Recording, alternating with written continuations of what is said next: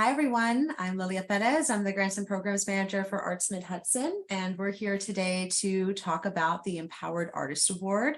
And I'll be providing an information session so you have some additional information beyond the guidelines to guide you in your application to the award program. And there are some people here today. The session is being recorded. And if you're watching it in video format, just know that we have, and I'll talk about this in a second, additional opportunities for you to ask questions and attend a session in a group setting. Those are focused more on answering Q&As, answering questions. So again, I'm Lilia Perez. I'm the Grants and Programs Manager for Arts Mid-Hudson. I've been here over 7 years working on our grants and funding programs and also working on our gallery. And I have my background's in photography. I have a BFA in photography. I'm also an artist. So I like to share that just so you know, most of us who work at Arts Mid-Hudson are artists, especially including Amani Jones, who's our administrative assistant. She also works on the grants program really closely. And you can reach both of us at grants@artsmidhudson.org. And I should say Amani is a painter. Yes, you can reach both of us at grants@artsmidhudson.org. And you can also reach us at our phone number, 845-454-3222. If you want to leave a voicemail for us, our extension is 11 for the grants program. So in this presentation today, I'm going to be talking about what this award is, how it came about, what its purpose is. I'll go over all the important dates, eligibility stuff. I'll talk about how these are going to be reviewed, which will be a little bit different than last year if you applied, and talk about the application and just give you some additional tips to get you started. And so you can, if you're watching this live, you're already signed up to receive the, you already have the Zoom information for our Q&A session. So all of our Q&A sessions use the exact same Zoom access information, and it was the same as this info session. There's an up-to-date schedule on our website. I'll share the dates as a reminder at the end, but just check back there in case for some reason something has to get rescheduled. It's happened before if there's some kind of staff personal emergency, right? Or if we decide to add more, which also tends to happen. Sometimes we realize there's a need for some additional times and we'll add those there.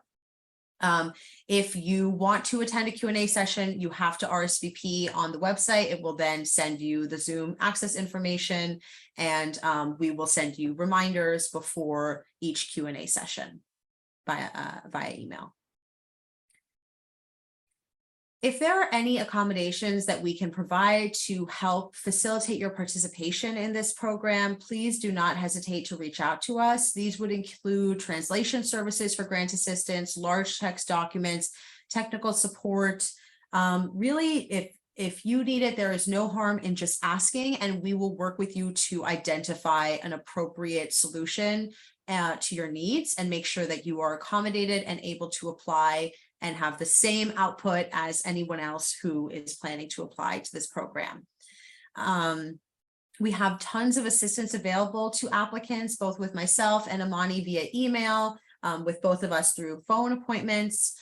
And so, just so you know, it might be one of us calling you or one of us responding to your email. If you really want, if you've been working with one of us and you want to keep working with one of us, just indicate that somewhere so we can accommodate that. We are happy to discuss your specific questions, brainstorm ideas, and give feedback to you on your draft, your work sample ideas, your artist statement, whatever it is you might need. Don't hesitate to reach out for this. I will say it's my favorite part of the job is providing technical assistance to applicants to our programs. I think it's just really fun to talk with artists about their ideas. So you are never a bother. Just please reach out, and we will be happy to assist you. You can make appointments using our online booking form. The link is artsmidhudson.youcanbook.me.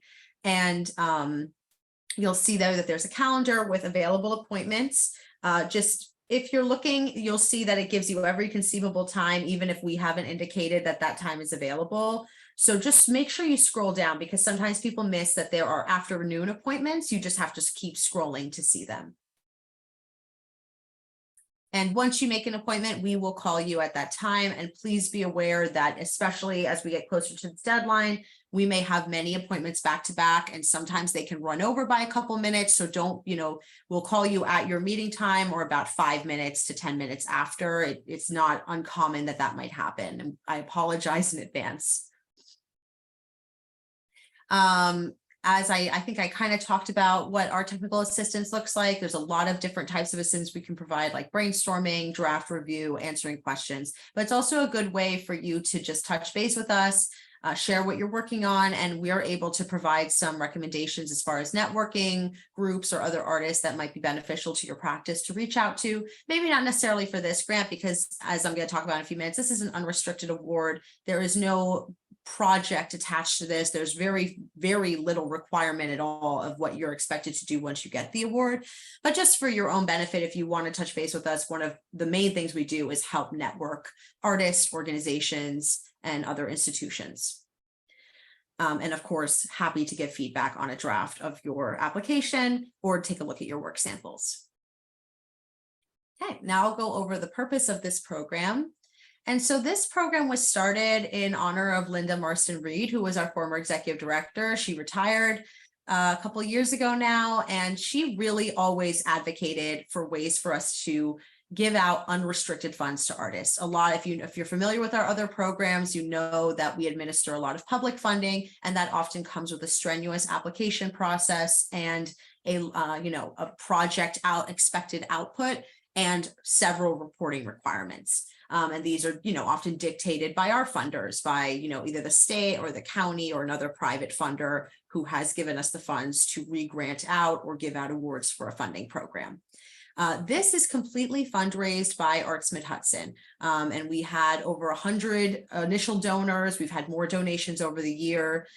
This past year, we've had several initiatives, like when we had our member show last year, several artists donated their pieces to an auction, and the funds from that auction for the Wish You Were Here member show last year were rolled in towards this Empowered Artist Award.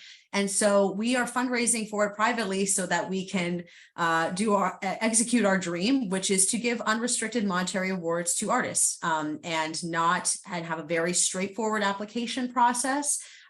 No real requirements attached to it in terms of how you're expected to spend the funds, and very little reporting requirements. I'll talk about the reporting requirements at the end, but you'll see that they are really more focused on us documenting the impact of this so we can utilize that information to continue to fundraise, to continue the longevity of the program, and just so we continue our relationship with those that we're giving the award to. And so I just really want to thank everyone who has donated to the Empowered Artist Award, who's made a donation and earmarked specifically that it's for this award. We really, really appreciate it. And we are really excited to continue this for as long as we can. And so the focus of this is to give out 3 unrestricted awards, 1 per each county we serve, Dutchess, Orange, and Ulster County. And as I said multiple times now, and you'll hear me say a lot, these are completely unrestricted monetary awards. So the goals of this program are to help artists give access to unrestricted funds so that you can continue your practice, elevate your career, and be more visible within your community. Our goals are to support Dutchess, Orange, and Ulster County artists in their career growth and stability, support underrepresented artists in our region, including Black, Latino, Indigenous, Asian, people of color, LGBTQ+, disabled, and low-income artists. I will emphasize, though, that all artists are encouraged to apply. And you're going to hear me say this a lot, and I'm going to be speaking with the benefit this year doing this info session of our experience running this program last year. This is our 2nd year doing the Empowered Artist Award. And so last year, you might hear me say a lot of, I'm not really sure how this is going to go. This is going to be a formative year for the program. And it certainly was. We made some changes based on how last year went. But I really, even though last year we received over 80 applications, we were able to give out 3 awards. So it was extremely competitive. And there were a lot of really incredible artists who were declined. And it maybe the panel, a different panel, a different year, it could have gone really multiple ways, right? And so for that reason, I just really encourage every artist, if you're watching this and you have the ability to put the time in your life right now to put in an application, that you never know what's going to happen. And I really would encourage all artists to seriously consider putting in an application. Again, unrestricted funding to 3 artists in 2023, 1 per county, Dutchess, Orange, and Ulster counties. The award amount is $3,000 for each artist. So each artist receives $3,000. It is completely unrestricted, and some ideas of what it might cover, but not expectations, are expenses to create new work, purchase of new equipment to support your practice, access to educational opportunities, research or travel, bills, utilities, studio fees, childcare expenses, allowed transportation. There's a lot of different, obviously, it's unrestricted. It's for your needs as an individual and as an artist. The important dates. So the deadline this year is August 3rd, 2023. The online process closes at midnight. I completely understand, especially for something as straightforward like this, waiting until close to the deadline to apply. I also, I don't recommend rushing in and just throwing in application right away. I really encourage anyone watching this to take the time and maybe touch base with us via phone call or attend a Q&A session. If, I really recommend trying hard not to work on the day of the deadline. I know it happens and sometimes it's unavoidable, but that's, when technical glitches on the day of the deadline happen, it can be extremely frustrating. And I wouldn't want anyone to be working right up until the deadline and not be able to submit.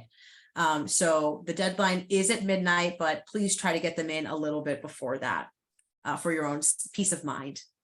The award notification is likely to be in September of this year. I say likely because, of course, there can be hiccups in our review process. All of our panelists are volunteers, and we need to make sure that we have a fair and equitable process for everybody who applies.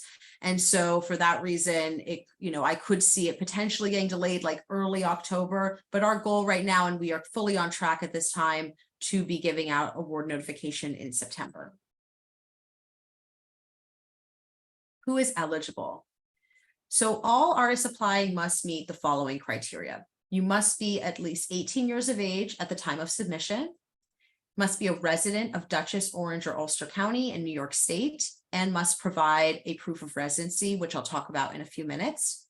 You may not be enrolled in a full-time degree program. Artists who are enrolled in a full-time degree program are not eligible for this program at this time. Artists working in all artistic disciplines are eligible, including but not limited to visual, performing, written, digital, traditional, and experimental mediums. And we at Arts Mid-Hudson think very broadly about what we consider to be an artistic practice, perhaps even more broadly than some of our public funding programs, which have, other guidelines that we have to follow. And so if you are concerned that you don't fit the qualifications or you don't see yourself as an artist, please make an appointment with me or Amani, and we'd be happy to discuss with you how to frame your application. Artists can be at any stage of their career. We are not focused in this program of funding necessarily emerging artists, mid-career artists, established artists. This is open to anyone at any stage in their career. I will say that based on who was awarded last year, I noticed a trend where it was important to the review panel that, first of all, there was excellent artistic merit and excellent artist statement that aligned with the body of work that was presented through the work samples. But also that this seemed like the artist was making efforts to grow their practice, that the timing was right, that this kind of award could have good impact. And that could be at a different stage for any artist, but I think that the timing in terms of the trajectory of your career could, be helpful in terms of, putting in a competitive proposal. Proof of residency. So applicants must provide proof of residency, which contains the individual's name and address. Documentation must be dated no earlier than 2022. This includes driver's licenses. So if your driver's license was not issued in 2022, please pick a different proof of residency that is from at least 2022 or later.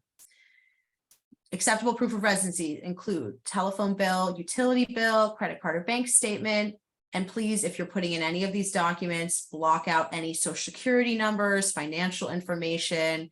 Please don't provide any additional personal information than what's being asked. The only thing we need to see on the document is the date, the name, your name, and your address within our service area. A current lease or mortgage agreement listing the artist's name, or a New York State driver's license, ID card, or voter registration card. Okay, now I'll talk about our review procedure. And so all submissions will be reviewed using a peer panel evaluation process. A panel of artists will review all submissions and select one artist per county to award. Arts Mid-Hudson staff and board members do not have a vote in this process. So I will be there during the meeting. Monty will be there. Probably our executive director, Melissa DeVorge and Thomas will be there. And we're there to listen in, to listen to the panel, to facilitate the meeting, to of course take notes, and make sure the process goes smoothly. We have a voice during the meeting, but we do not have a vote. The panel is entirely made up of artists. And so that's part of why, I was talking about when you'll get funding notification. As soon as the deadline passes, that is when I really start assembling a panel. I have people in mind, of course, leading into it. We have an open form on our website where people can self-nominate. And I encourage anyone who's interested to do so, unless, of course, you're planning to apply, then we wouldn't be able to ask you to be on a panel. But if you're interested in being on a future panel, maybe for a different program, please feel free to put your name in there or just send me an email and I can send you that link. Of course, I need to see who applied, and then we can't invite anyone to serve on the panel who applied. And so, as you know, we're getting a lot of applications for this, and that does dictate the parameters of who we can have on the panel. But it will be a panel entirely of artists. It's really important to us that artists jury other artists, that those that are making these decisions are artists themselves and can have that set understanding. Not to say that we of course value the opinion of other community stakeholders, arts administrators, arts professors and teachers,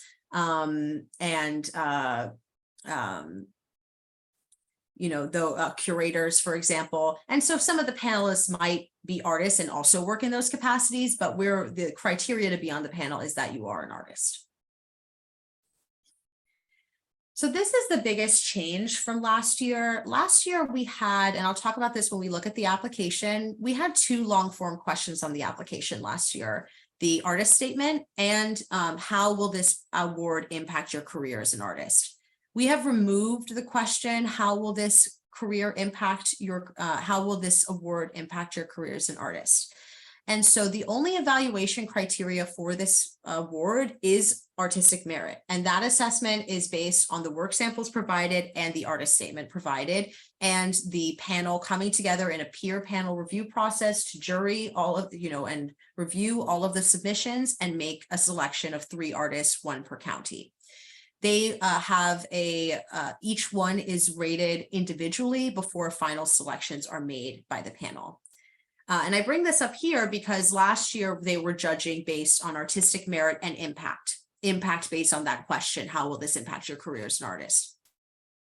Our observation last year was that the panel, as much as, that's part of why we have removed it this year, that a lot of that was what made up a lot of our technical assistance calls. There was a lot of focus and anguish on the part of many applicants in terms of how to craft a response to that statement. And the panel obviously read them and took them into consideration, but they never superseded their views on the artist statement, on the work samples.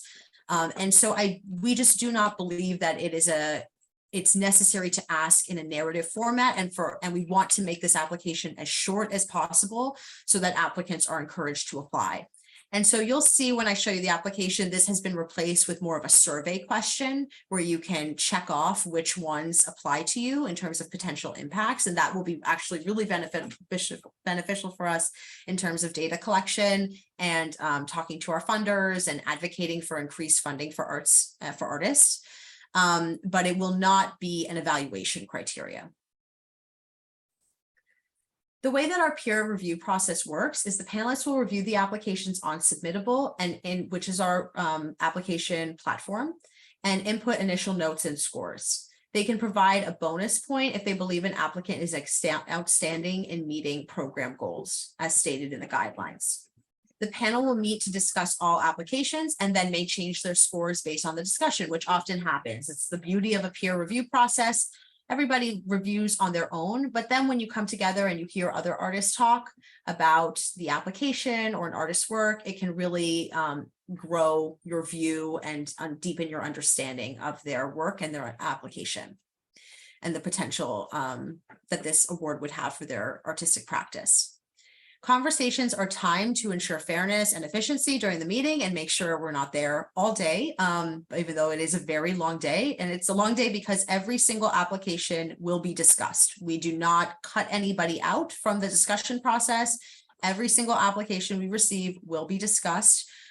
They will then have the opportunity to change their scores, and all scores are average so that the panel can view them from highest to lowest average score at the end. The panel will then select one awardee per county. And this is how it worked last year, and we'll be doing it again this way. This model, this peer review process mimics and mirrors our process for our other funding programs, and is really based on NYSCA, the New York State Council on the New York State Council on the Arts peer review panel process. So some considerations. So this is our second year for the Empowered Artists Award, and it will once again be a formative year. I think, we're going to continue to monitor how this is working for applicants, who is successful in their applications, and continue to evolve this program over the coming years. Just consider that each panelist brings their own experiences, interests, and priorities to the meeting and interpret those through our guidelines and process. And so that's the beauty of a peer review process. They are bringing in their own expertise. And of course, every year, I think, the panel this year will make their selections. But if we assembled a different group of panelists, they might make a different selection, right? It really is based on the group that comes together and what ends up happening during the course of that discussion, how all of those people interact with each other and discuss the applications. And so that's why it's important to us that this is a very simple application process, because it is so competitive and so many of our applicants will not receive funding. And that's why it's also important to us that the panel changes every year so that artists can continue to have opportunities to have new artists reviewing their work, and those subjective opinions that are inherent in a process like this are continuing to change, right? Different people, different points of view and perspectives every year. We very much anticipate a competitive applicant pool. It was very competitive last year, and I don't think it will be any different this year. And I think even more so because we have shortened the application. Okay, now I'll go over some notes about the application. So again, deadline August 3rd, 2023 at midnight. All must be submitted on our online application portal, artsmidhudson.submittable.com. Just a note about Submittable: it is a platform that Arts Mid-Hudson pays to use. It is not our platform. I don't have access to your account or the back end of Submittable in terms of like the back end of your account. If, for example, you forget your password, I will not be able to assist you with that. I mean, I can direct you to the password retrieval process, but you can find that very easily on Submittable on your own. If you're having any difficulty using Submittable, please reach out to us, but also please understand that we very well might say that is really a question for Submittable's technical assistance team. If you require assistance in completing the online submission form, please contact us in advance of the deadline so that we can find ways to accommodate you. And again, all materials will be found on our website, www.artsmidhudson.org. I'm going to take a look at the application for a moment with you. Amani, can you see the application now when I clicked on that link? Yep, see it. Great, perfect, thank you. Okay. And so it will ask you to confirm your address ahead of time. This is a new thing with Submittable. So just, save your address and continue. And then that will bring you to the application itself. So there's some welcome text, just sort of, link to the guidelines. And I'm just going to run through the application now and show you that it is quite short and just go over everything. So of course you'll include your name. If you have a different name that you use, especially if you would like a different name to be used in promotion, if you are funded, you would provide it here. Please provide your pronouns if you would like. If you do not wish to share your programs, we will use gender neutral pronouns when discussing your application. Your email, your phone number, your address, which should match the address that is on your proof of residency. Indicate which county you reside in. Indicate your demographic background. And if you have a website, you can include that here. If you don't have a website, no worries. This is not a required field. If you have an Instagram and not a formal website, for example, or a Facebook page that you use or something else other than like your own website, you can include that here as well. Then we get to the only long form question on the application, which is the artist statement. I'll give some more tips on the artist statement in a minute, so I won't go too much into it here, but there is a limit of 400 words on the artist statement. And really, we do this to help everyone remain succinct and also to accommodate the high volume of applications that we're going to receive. We will ask for an artist CV, resume, or bio, your choice, or combination of, some artists like to provide a little bio at the top, and then that's followed by a resume or a CV. And this should be limited to 2 pages, again, so that, since there's so few materials that you're providing here, we want to, and there's a high volume of applications, we want to make sure that the panel really can devote adequate time to reading everything that you provided thoroughly. And so really focus in on the parts of if you have a longer resume than that, really focus in on recent work, most relevant to this award, your artistic practice. Yes, if you have any questions about this, about this attachment, please let me know. Then you'll upload your proof of residency.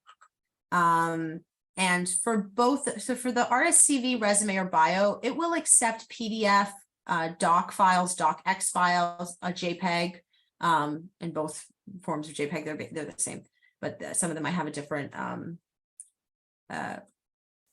dot at the end. I forget the word for it right now.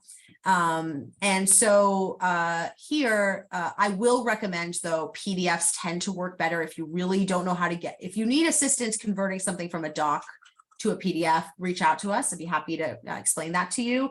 But just if you want to make sure that the formatting is not going to get messed up and everything is going to be really easy for the panelists to read, I really recommend a PDF or a JPEG, because that is a set format. Proof of residency, here we will only accept a PDF or a JPEG. And I went over the acceptable proofs of residency earlier. And so you'll just upload that here. Again, please make sure it is dated no earlier than 2022. Work samples. So you can upload up to 10 work samples, and you can include, you'll see that up to 11 files, because you can upload an additional file if you want to attach a list of what the work samples are. You can either attach a list with information on the work samples here, or you can write that out in this notes on work sample question. That might be things like you want to provide file name, the title of the piece, the medium, the size, year, and maybe a very, very short sentence or two giving some context about the piece.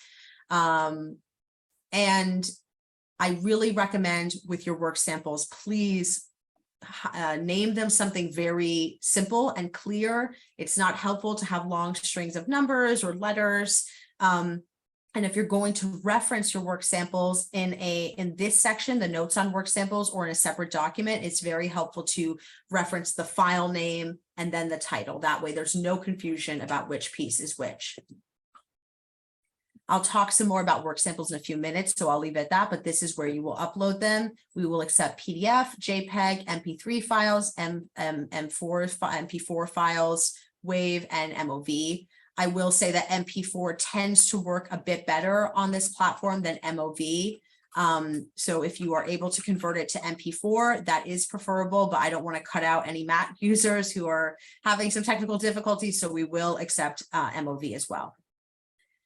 And okay, notes on work samples, we talked about that. And each file, I'll say one more thing about work samples, should be its distinct work sample. A work sample should not include multiple images of multiple pieces in an attempt to try to like put more work samples in there. There are 10 work samples accepted in whatever medium you're working: video, audio, literary, video, you know, all of these things. They could be up to 10 of them. If you have a piece that you really want to show detail shots or show it from a few different perspectives, it's fine to have a composite image, but it should still only be representing one piece per work sample. Okay, and then we just get into some survey questions. We're asking you how you heard about the award. This question, which is the replacement of the impact, right? How will this award impact your arts practice? And you would check any of these that apply. You'll see that you're able to check multiple. And you can also check other if you want to, and we'll fix that because it ought to give you a other field. So there might be a place for you to write something in. We'll take a look at that. And then we ask, have you applied to an Arts Mid-Hudson for a grant program or funding program before? And if you received any assistance from us. All these survey questions do not have an impact on the scoring of your submission. They are survey questions that we are recording to help us in our advocacy for increased funding for artists. All right, so that is the application. Let me just, actually, I'm going to stop sharing for a moment so that I can make sure I'm getting the right thing back up.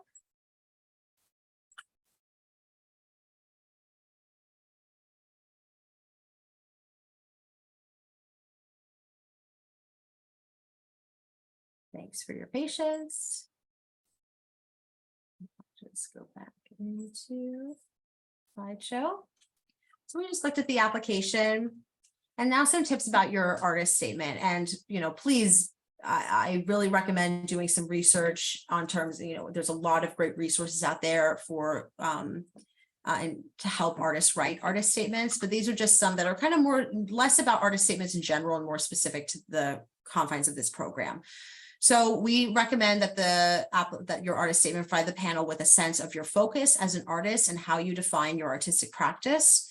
You may include an overview of ideas you typically explore or themes you typically explore, materials or techniques used, and references to your work sample. I think it's really helpful to directly reference some of the work that is in your work samples to kind of show a direct connection between how you think about your artistic practice and some of the work you've recently produced.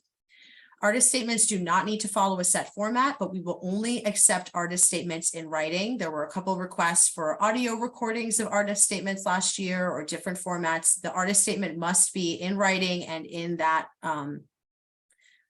response, and it cannot replace a work sample. So this is the format that we're taking it in. We encourage our applicants to think expansively about how you may use this space to represent your artistic practice. Again, there's no set format. There's no one way that an artist statement should or could look. So if you want to be experimental with your artist statement, I'm all for that. Please explore how you want to represent yourself in writing and represent your practice. But please make sure it is in writing and no more than 400 words for the purpose of this program. I recommend this anytime you're applying to an award program or grant program. You're writing for somebody and you're putting this whole application in, assuming that the people on the other end don't know you, don't know your artistic practice, and are not familiar with your work. You don't want to make assumptions about what people would know about your practice, because that often leads to a panelist saying that they didn't get a complete picture of their artistic practice, or that they felt like the applicant was not giving a holistic view of what they are trying to achieve within their practice, or what their vision of their work is. So please try to, and this is helpful too in asking for outside eyes on your writing, asking us to review your artist statement, asking a trusted friend or colleague, or even asking somebody that you maybe know that knows a little, maybe not through an arts practice, you know what I mean, not through your role as an artist, and maybe just getting some feedback on the writing itself. And does this make sense to somebody who has less knowledge perhaps about your artistic practice? And I really recommend, if you're stuck, I I get writer's block all the time when I'm working on grant applications, when I'm working on writing for my own artistic practice. And the way I get around it every time is I just set I say, okay, I'm going to write for 10 minutes, just nonsense. And I just write every word that comes to mind, phrase that comes to mind, bit of inspiration or references or ideas that I want to talk about. And that always becomes the raw material for what I then write from. It's very helpful to me. And I would say also maybe less so for this artist statement, but for longer grant applications in general, I find outlining to be very helpful to just make kind of a list of all the major points that you want to hit. Some tips about your work samples. So your work sample should support your words. And this means that, it's always disappointing for panelists when they read an artist statement and then they get to the work sample and they don't think that it reflects what they just read. And so that can be difficult. And that's why, again, outside eyes, getting maybe some other opinions as far as if somebody went and looked at the artist statement first and then look at the work samples, or they looked at the work samples and then read the artist statement, can they go in either order because they're so interwoven with each other, and this is a big one that came out last year. I strongly recommend uploading a cohesive body of work. And so this means several pieces within a series or a couple of series of work, perhaps that are connected by theme or ideas or technique or materials, or space, or place, where the work is, and aligning that with your artist statement. Showing that you can execute a cohesive body of work is really something that elevates and enables them to give a really high score for artistic merit, whether they feel connected to the work or not, whether it speaks to them on their personal artistic taste or not. If you're presenting a cohesive body of work, that is powerful. And if you have questions about what I mean by cohesive body of work, or you want to think about that, that's a great thing to discuss on a technical assistance call. But it basically implies, a cohesive body of work that's connected in whatever way that you think is appropriate for your artistic practice, and not random pieces of work from across your career that have little to no connection with each other. Provide work samples that are relevant to the intention of your application, your goals, and your career trajectory. And so, indicating, and this is really then like leaning back into the CV or resume bio that you're providing. That's really how they're going to get more background information about you, how you're getting your work out there, what opportunities you're taking advantage of, if you've received other awards or other grants. Those kinds of things can help them to understand, again, that timing piece that I talked about earlier on. Are you at a state, at any stage in your career, but is it a moment in your career that this award could really impact the trajectory of your work and impact you as an artist? Again, label the files very clearly and use that notes section or descriptive list very clearly. If you want us to have a second set of eyes on that, please just reach out. Do not upload excessively large files. There is no stated file size limit on Submittable, and we cannot put one. We can't put a file size limit. And so that's why we do not enforce it, because it's not enforceable. But if it's an excessively large file, it will potentially take too long for it to load on the applicant, on the panelist side. And so, like, for example, videos, we recommend no more than 3 minutes for videos, because those, time and again, a 3-minute or less video will load pretty quickly on Submittable, and there won't be an issue for the panel to open it and review it. So if you have questions about whether or not your files are too large, just reach out and we can touch base about it.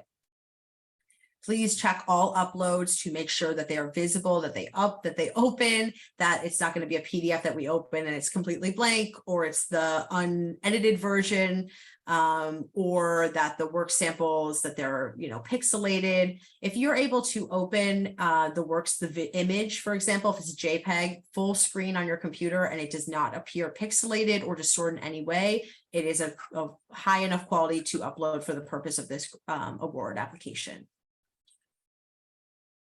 Very briefly, what are the responsibility of awardees? And then we will wrap up. So Arts Mid-Hudson will reach out for quotes about the impact this funding has had on those on the career of those who are awarded. We will definitely reach out upon you receiving the award, and then we might periodically reach out again over the course of the year. There is a we will are at the end of the award period, which is pretty much a year after you receive it.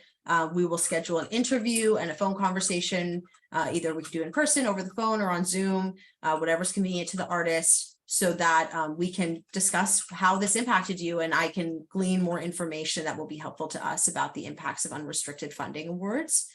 And provide visual elements as available. So if you produce new work during the year that you want to share with us, or you know, get a new headshot, or just have some great imagery, videos, press, anything like that that you want to, you know, we'll reach out periodically to ask that those be shared with us. Information from reports, and I'm calling this reports because that's what it is, but it's, as you can see, a very loose reporting structure.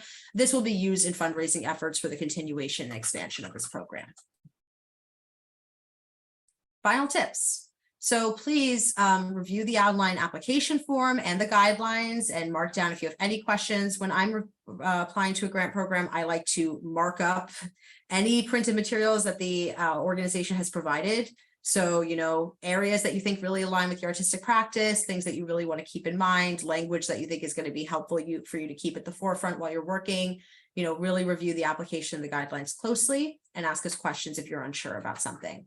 I recommend organizing digital copies of all the required attachments early on, making sure that they work just fine and up and, you know, are visible, so that you're not rushing at the last minute to try and upload all of them. That being said, I also recommend at this point, I'm talking now on July 10th, there is no reason to rush into this and like put in an application immediately. Of course, I don't recommend working at the last minute, but at least give yourself time to think about it, you know, marinate on it a little bit, and reach out for assistance from us, and maybe attend a Q&A session.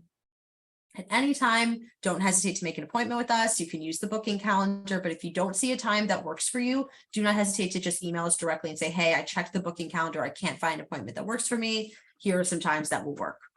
Okay. The Q&A session dates are going to be July 13th at noon, July 19th at 5 p.m., July 25th at 11 a.m. and August 1st at 5 p.m. You can sign up on our website, artsmidhudson.org, and then you'll receive the Zoom access information, which will be good for all of the sessions. That is all I have. So thank you again so much for your interest in this program. I'm Lilia Perez. Again, I'm the Grants and Programs Manager for Arts Mid-Hudson, and you can reach me at grants@artsmidhudson.org. And there you can also reach Amani Jones, who is our Administrative Assistant. You can reach both of us at 845-454-3222, extension 11. And thank you again so much for your interest in this program, and just do not hesitate to reach out if you have any questions.